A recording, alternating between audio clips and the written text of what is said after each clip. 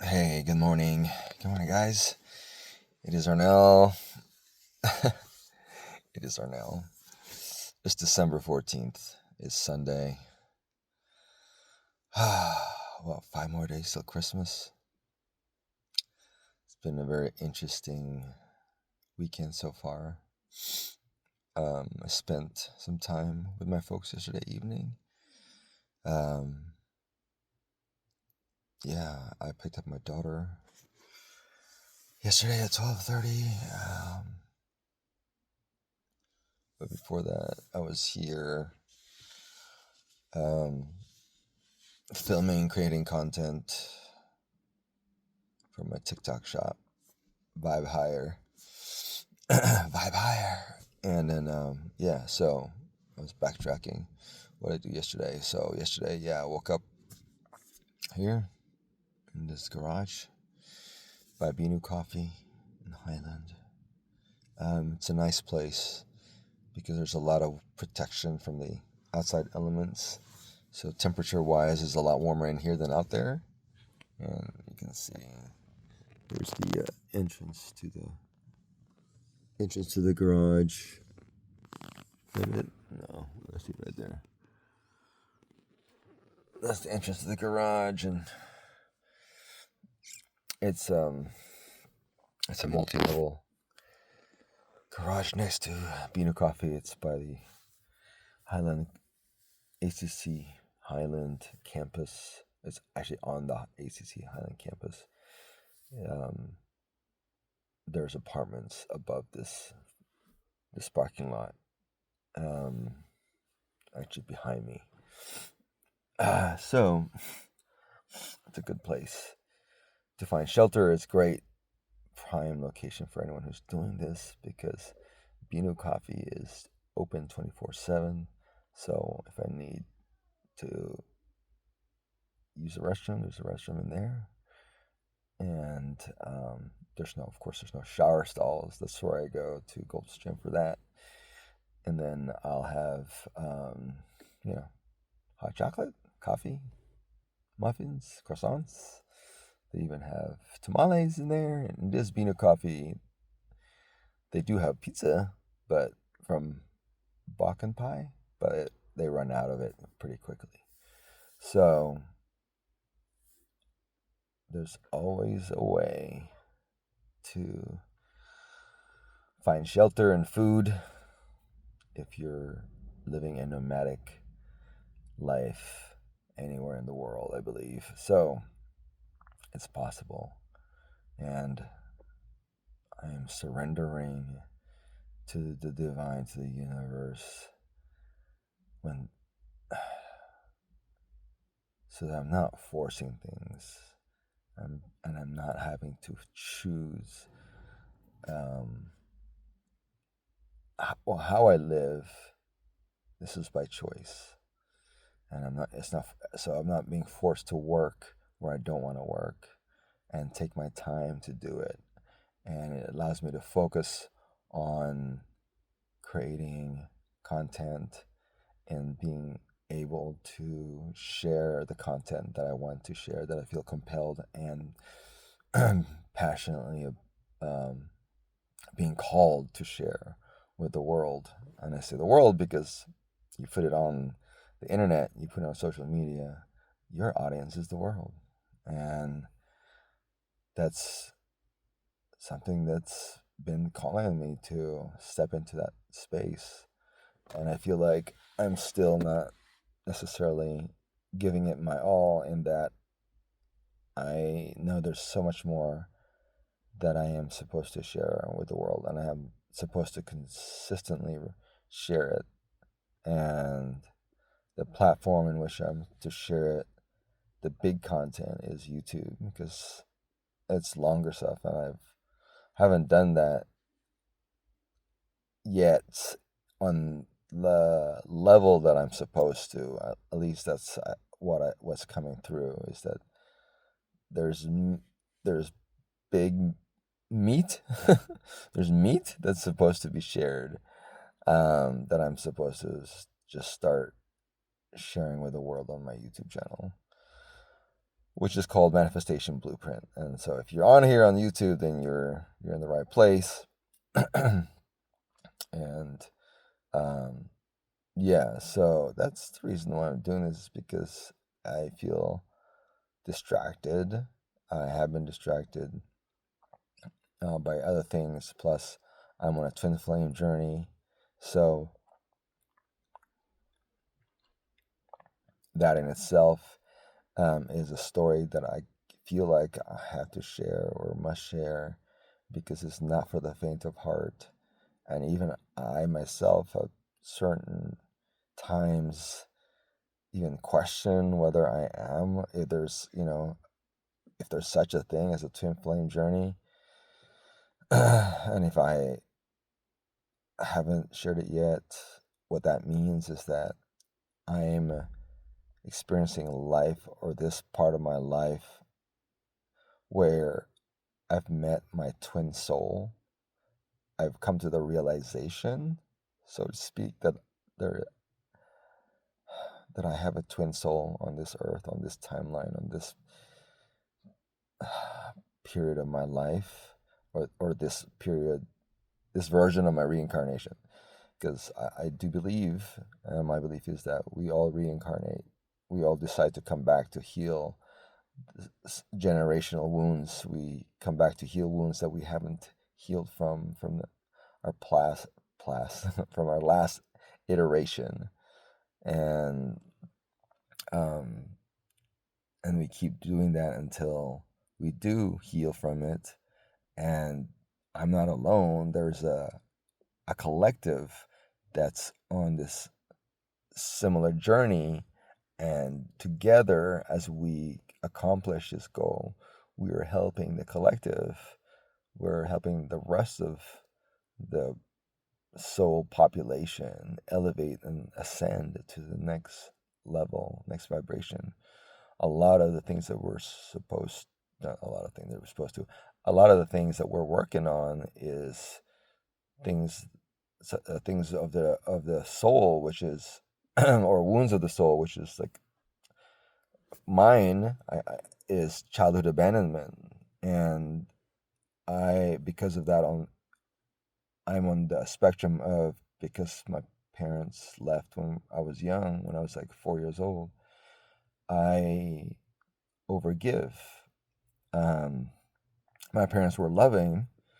My parents were not avoidant, in the sense that they didn't withhold love. They gave a lot of love, but they but they had to leave us to work abroad.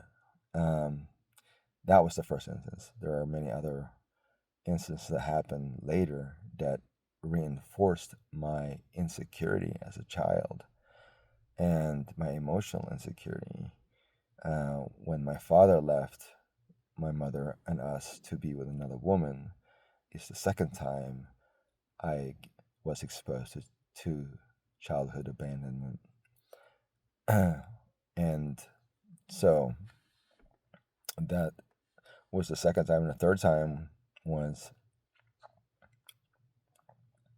when he did it again, and my mother tried to commit suicide, and I found her passed out, having consumed a bottle of sleeping pills. And so I believe I was about 8 years old at that time. I can somewhat go back. I can go back to that time and know that it was very dark, and literally it was dark. I found my mother passed out on the bed in the evening. Her bedroom, or their bedroom, was dark, and I saw a bottle of empty sleeping pills on the floor, or on the bed. I think it was on the bed. So right now, I don't know, and I don't think I have since then been able to tap into the emotion that I was going through, that I felt when I experienced that. But I can tell you, I was frightened. I was scared to shit when I saw that, because I was trying to wonder. I was wondering, what next? Like, who's gonna take care of me and my brother? I mean, we had family, had uncles and aunts, so um, I knew that there was family there, but it was dark times. There was a lot of dark times me growing up, and so why am I sharing this? What does this got to do with this journey?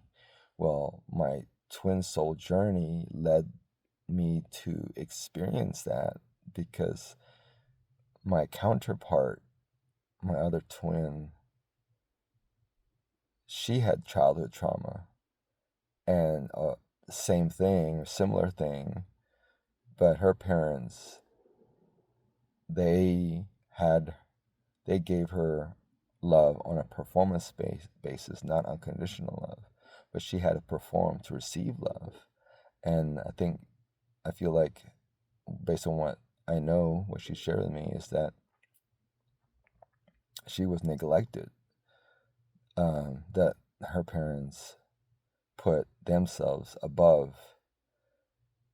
giving above prioritizing her and her brother, and she was punished for wanting love or wanting attention. I was never punished for wanting attention. So, as you can see, we may experience childhood abandonment.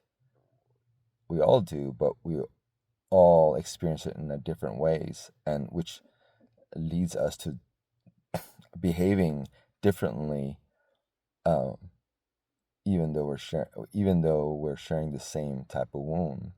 So for me, I was trying to prove my worth in that relationship when I felt she retracted, because when I gave her love, lots of love, it wasn't familiar to her because, and it was familiar to her, but in a scary way, because for her, when she received love, she had to perform. It was conditional. And there was a lot of, I think, negative um, expectation on her end, for receiving love. So, intimate love. So that's why she would pull away when she realized much, how unfamiliar it felt and how much love she was receiving. And the crazy thing is, the more she pulled away, the more I wanted to give, to to to let her know that she is loved and that she is protected, that she is in a safe place. So I started to abandon myself, trying to create the safe environment of love for her. And then it started to get chaotic, because then I was putting her and our relationship, I was prioritizing over my responsibilities, and that started creating chaos in my life and our life.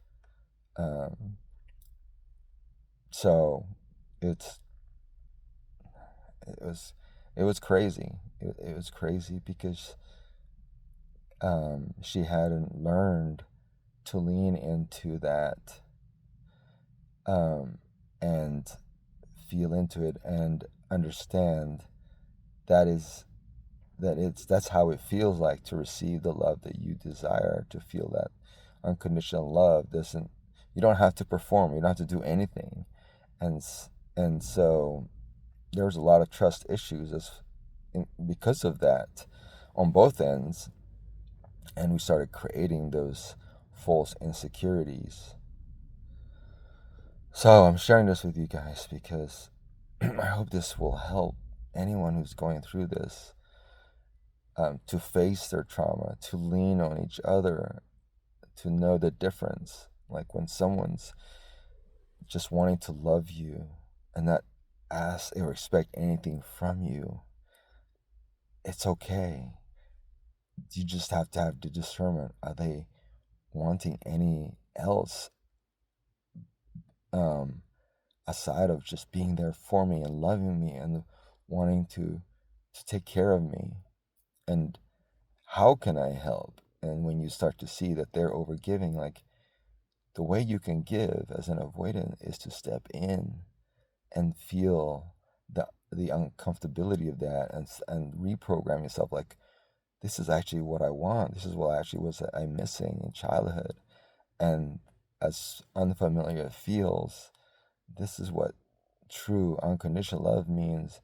And I should, step into it and participate in, um, by reciprocating and also loving this person, and work on something together, whatever it is that's starting to crumble, whatever walls are starting to fall, is to start putting those walls back up.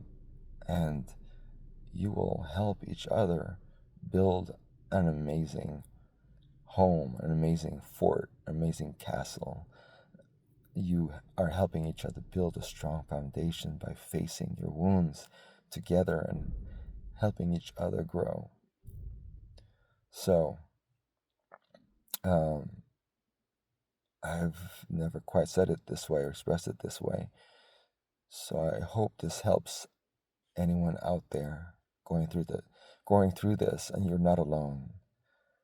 And then you'll know the difference is with something like this versus a loving relation versus one that's toxic in a negative way, as in, like, when I say toxic, it's chaotic. I guess chaotic's what I mean, but when it's bad, it's when you start putting each other down, when you start um, coming from a place of insulting each other rather than understanding each other, calling each other negative names or cussing at each other. That's when it's toxic. That's when it's not the same thing as a supportive, loving environment.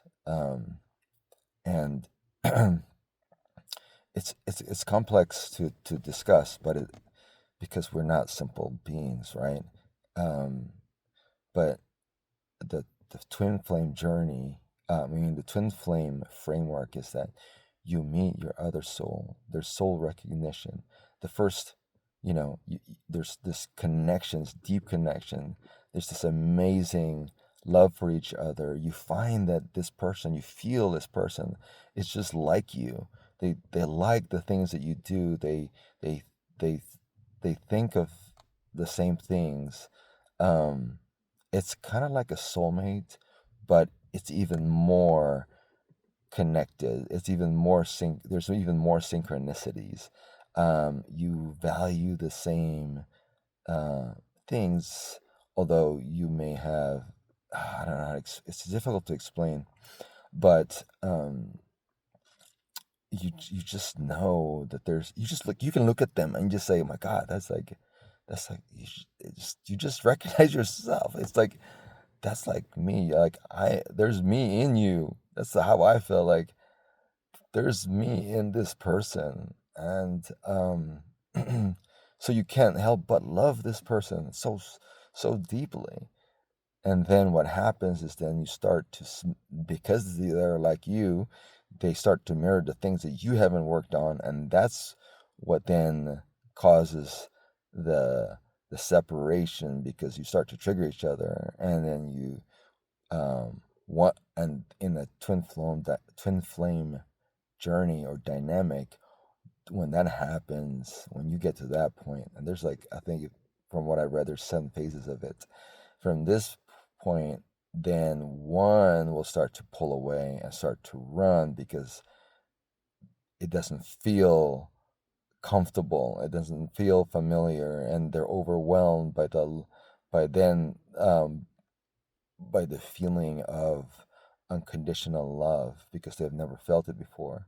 And then the person who's had unconditional love growing up, they start to chase this person, because now they're feeling, wait, let me give you more love to show you it's okay, that this is a safe haven, this is a safe space. Um, and they start to prove and overgive, and they become the chaser. And then so now you have the chaser runner dynamic. But when she leaves, or when he leaves, and this is interesting, what I've learned too, and I'm going to share with you, is that the chaser is then the divine feminine who leads the way into healing when they stop chasing and realize they have been overgiving, that they need to work on themselves, that they need to overgive or give to themselves at this point, that they've been abandoning themselves. So they are doing exactly what happened to themselves. So it's like I said, it's designed that way so that you face that wound, so you can heal from it by giving to yourself, and to stop abandoning yourself. And now I didn't feel like I had this problem, but now looking back at it, there I was in another sort of dating relationship right before this one, a year ago, or a year before this one, and I started to overgive until I realized, whoa, I'm not getting what I am putting into this relationship, and I pulled back. And of course, she came back and she wanted to rekindle it, but I realized she wasn't the person. She wasn't my twin flame. There was a huge difference in energy, and there wasn't that deep connection. This one, however, is deep, because we both reflected back the same love, same level of love, and we had the same deep connection emotionally, spiritually, physically. There was a strong physical attraction, and that's what that's when also when you know there is a very strong connection on all levels when you're on a twin flame journey, when you've attracted your counterpart, when you've attracted your mirror soul. That's another name for it. So so let me go back to what I was saying. So when the divine feminine, when the chaser stops chasing and starts to heal their wound, and then there there is, when you realize you've healed from that wound, you will feel a sense of um, stability, foundation. You feel stable in your foundation, and you don't feel that same, like, uh, anxious attachment, and that's also labeled to the divine feminine, or to the one chasing, because you then become an anxious attachment. Although you may already have been uh, anxious, you may already have anxious attachment style, or be that, um, before all this even started. So, anyway, when you stop chasing, then they energetically, the runner feels it, and they stop running, and then they start feeling that gap, the space, and then they start to reflect the past. They start to reflect on the relationship and what they did, and it's as if the the veil has been lifted, and then they start to reflect, just like the divine feminine did when they're healing.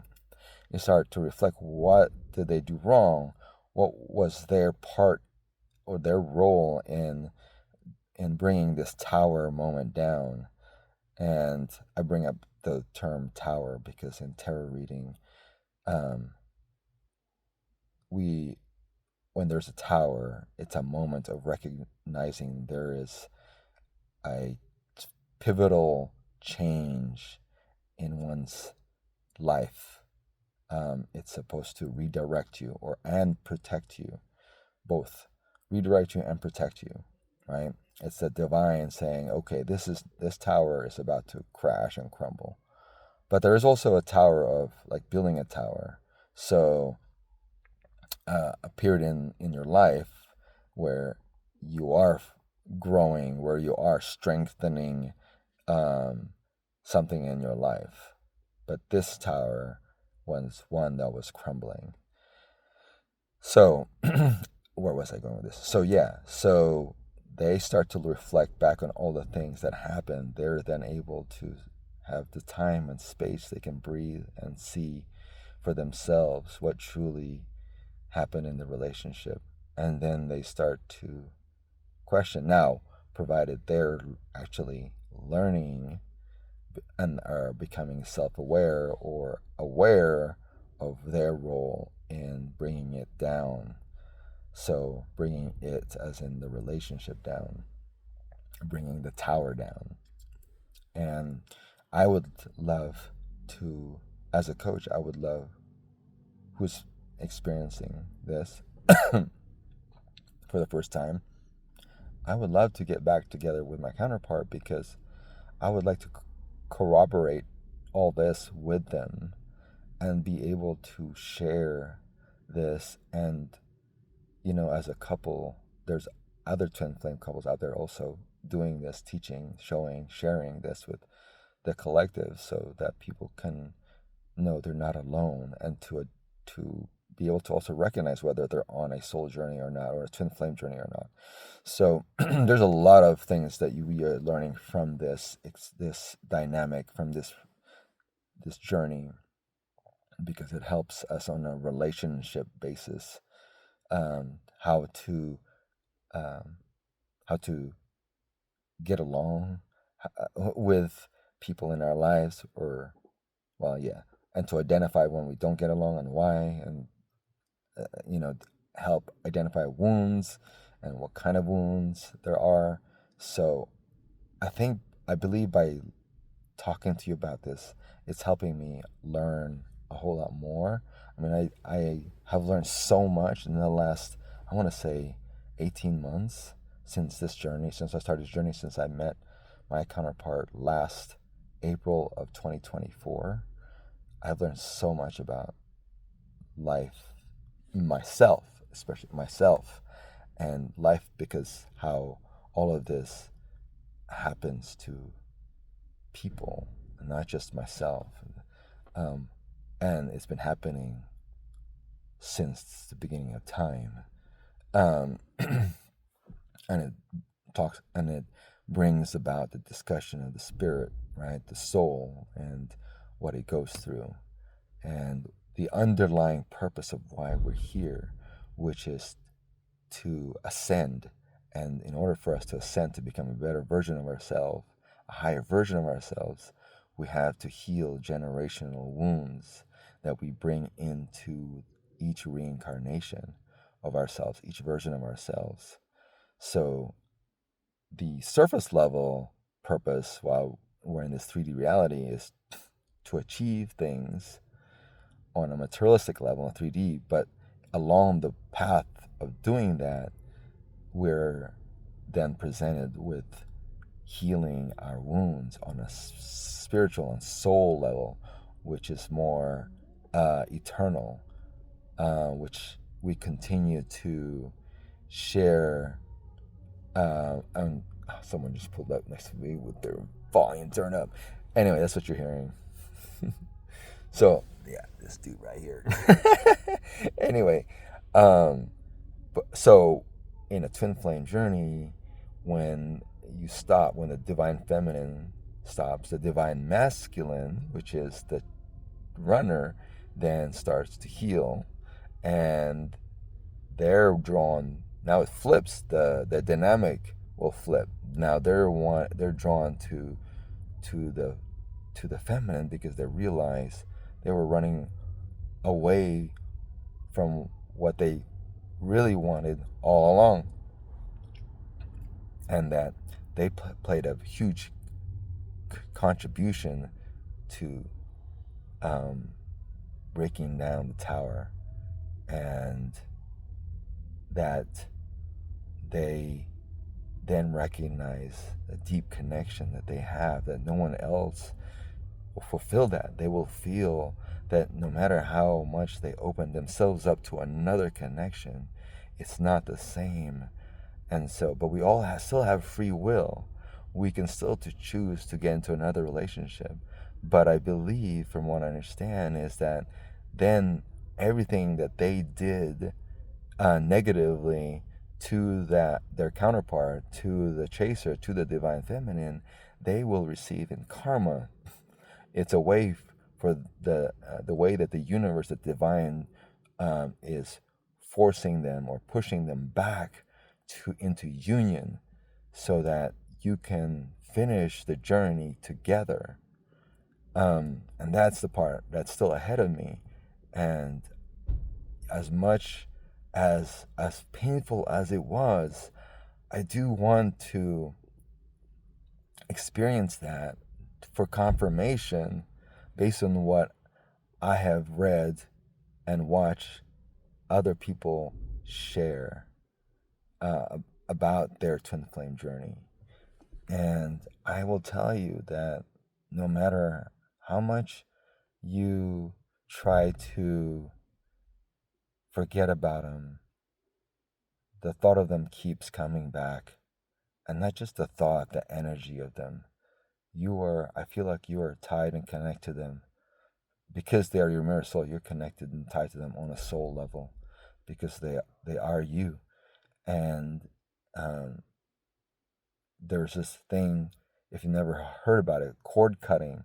You cut the energetic bond between you, and it allows you energetic to feel free from that person. But if it's your mirror soul, you can't, because we're all energy beings and they vibrate the same way you do because they're you. And so you will always feel magnetic towards them. You'll always feel that spiritual, that energetic connection,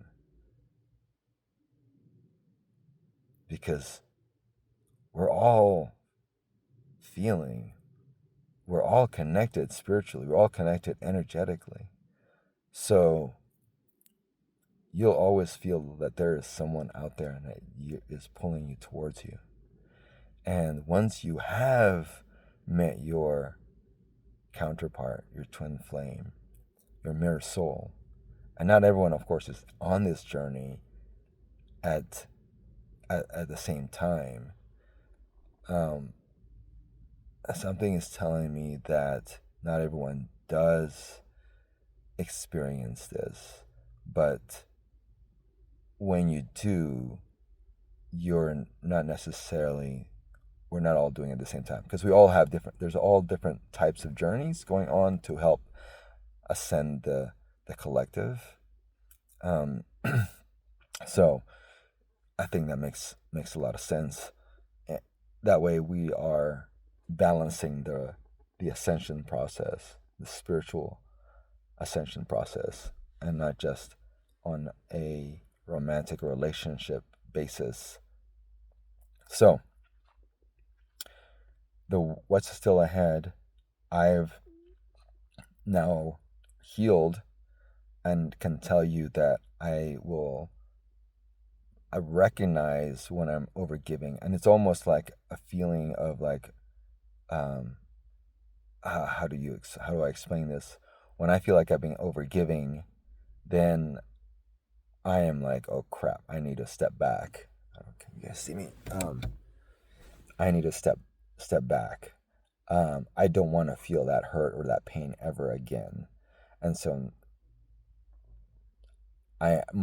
it's like I'm really attuned to that now, when I can sense that I am chasing or pursuing someone or something.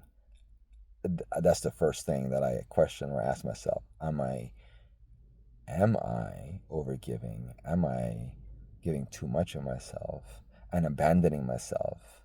So I know that I'm going to raise it up with whomever I'm feeling that with, and says, hey, I feel like I'm giving too much of myself, or I'm giving more in this connection or this relationship, whether it's professional or personal, friendship or business, that, hey, this isn't working out, and to step back and allow them to step in and to reciprocate. Give them the opportunity to reciprocate. Give them the opportunity to contribute on the same level. Otherwise, it's not going to be healthy. So I know now I've learned my lesson. And it's interesting because I've been able to confirm it with other light workers who have been able to read through the veil or read energetically that as part of that collective, this collective has completed or is completing that cycle. And on a cosmic level, we are completing a cycle. As of this recording, it's December 14th, 2025. And next year, it begins a new cycle. It's a new beginning because it's the year of 10. And in numerology, that's 1, which is 1 is the first. It's the beginning. But it's also the year of the fire horse. So it's going to be even more intense, passionate. But the year of the horse means action. It means creation. It means taking advantage of, not taking advantage, but taking initiative, taking action, creating things. So it's going to be an interesting year. And if you take the number 26, because it's 2026, 2 and 6 is 8, which is in numerology, that's the sign of infinity, so abundance. So you can look at it that way, that 2026 will also be a year of abundance and limitless possibilities. Abundance. Okay, so I'm going to end it here. And if you have any questions, I would love to hear your comments in the comments below. And I would love to answer it as best as I can, or refer you to a source or sources that might be able to answer your question. But I do believe, now that I've recorded this, that this is what I'm supposed to share with the world. It's not an easy journey. I have shed many, many tears. It's on the soul level. When you're dealing with the soul level, you know it's deep. And a lot of people can't handle it. And they run. And they will do anything to numb the pain, as the runner will do, is that they will either jump into another relationship and thinking, hey, they can like fix it by getting into another relationship. But then they keep repeating that cycle until they face their wounds and realize it's not the other person, it's themselves that they need to work on. And as she said, my Kanaba said, she needed to walk away to heal. But I believe she ran into another relationship. At least that was a sort of the hint she gave me, because she did message me an email stating that she had another boyfriend. So she wasn't being honest with me, or honest with herself, about wanting to face her wounds and wanting to heal. Because in order for you to heal, you do have to face your wounds. You have to face your shadows. And if you've been doing the same thing, hoping to get a different result, well, that's not going to work, right? So you have to have the awareness and discernment that, am I repeating the same behavior, the same reaction? And have I been getting the same result? If I have, then maybe I should take the opposite direction or choice and trust in the universe, divine, my angels, that I will be led to the correct path, the path of healing, path of facing my fears. And there are still some things in my life I need to face, and I'm working on that. And that is, for me, I believe there are some financial wounds that I have that I need to heal with, that I need to deal with. And that's the journey that I am on now. And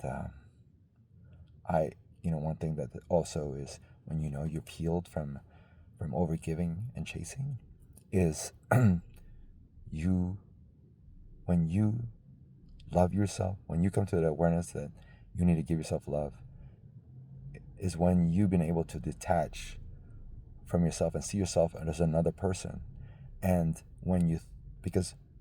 so when you think of giving love to someone, it's the same thing. You think of yourself as a different person and giving that love to you. And when you can feel, and when you know you're doing it right, is when you start to feel sadness for abandoning yourself. When you do feel this sort of tension and regret that you didn't give to yourself, and then you're wanting to give yourself, you're wanting to love yourself, and you see yourself as another person, and you want to give yourself that much love, that's when you know you've healed. That's when you know you've come to that recognition that you need to love yourself more than anyone, because at the end of the day, you're the only one who knows how to love you, and you're the only one that really truly matters in terms of your health and wellness, mind, body, and spirit, because you can't expect someone else to give that to you. You have to give that to yourself. And when you give that to yourself, then guess what? Your cup will be full. And that from that place, you will attract more abundance into your life. And you always want to manifest from a place of abundance, from a place where your cup is full, not lacking, because then you will attract, no matter how much you want to attract more into your life, you're coming from a place of desperation, and that energy of desperation gets added to your request. And so the universe knows, hey, you're coming from a place of lack. I'm going to give you more lack because it's all on an energetic level. So, all right, well, there's so much more, and I want to hopefully I can write all these pieces down. There's so many parts to this, right?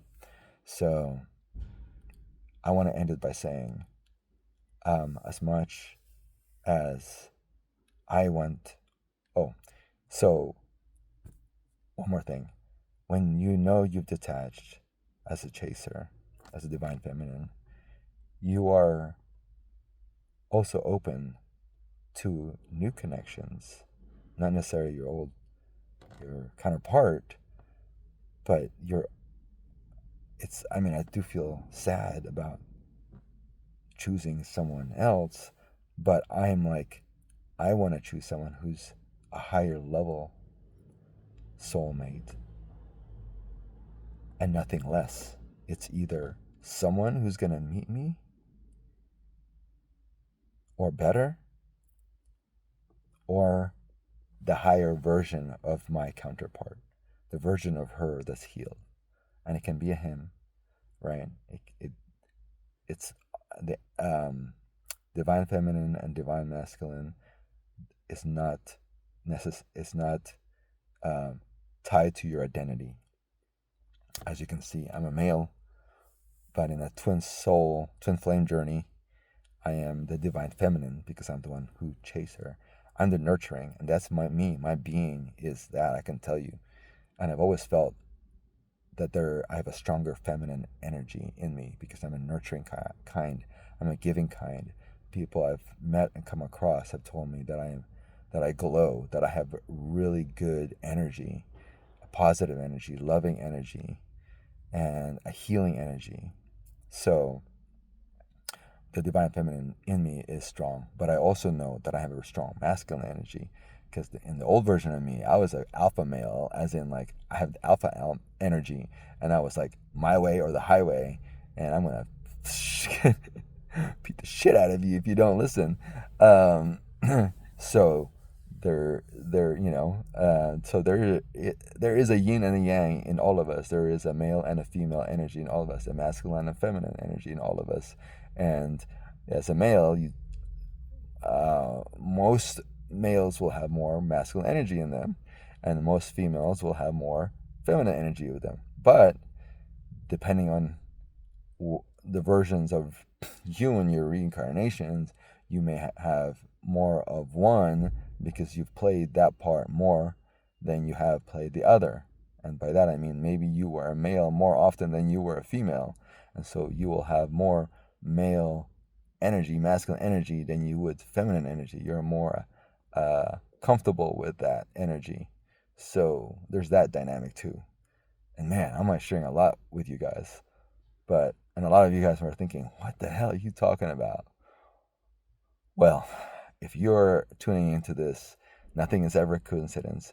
You are meant to awaken.